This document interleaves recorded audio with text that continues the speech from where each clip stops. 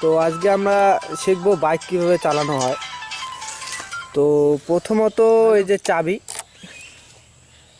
চাবিটাকে on করে নিতে হবে।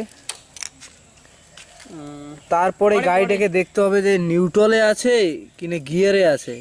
তো নিউট্রালে যদি না থাকে তা নিউট্রাল করে নেই, এই যে এন নিউট্রাল। আবার গিয়ারে থাকলে ওখানে ওই লাইটের সিগন্যালটা দেখাবে না, এই যে।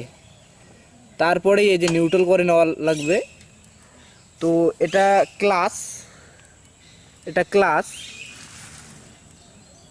এটা এক্সেলেটার, এটা সামন ব্রেক।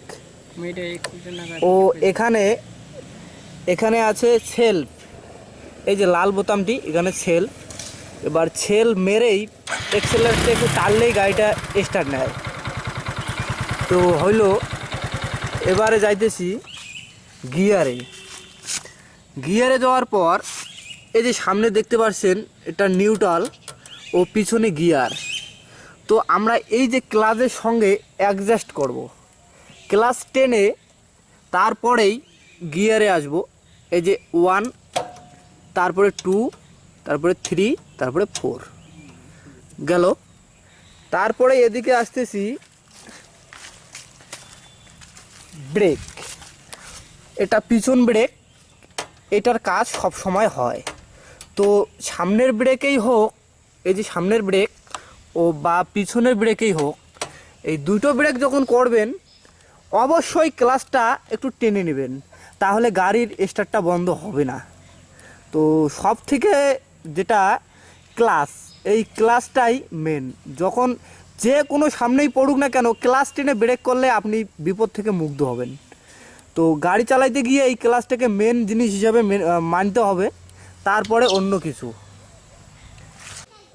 তো আমরা এবার গাড়িটাকে চালাচ্ছি, অন করলাম চাবি।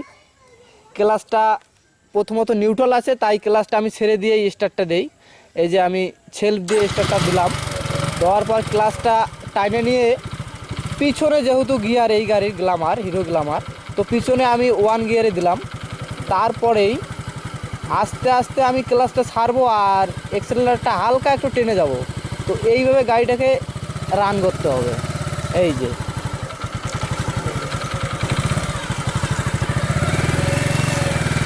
তো যখন গাড়িটা রান হয়ে গেল তখন নিশ্চয়ই 2 গিয়ারে পড়তে হবে। তো এবার আমি 2 গিয়ারে নিতেছি গাড়িটাকে।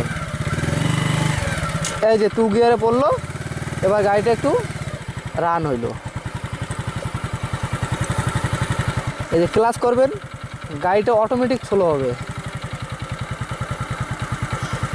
তারপরে নিউট্রাল করে নিন, এই যে নিউট্রাল চিহ্ন এখানেই দেখাবেই নিউট্রাল।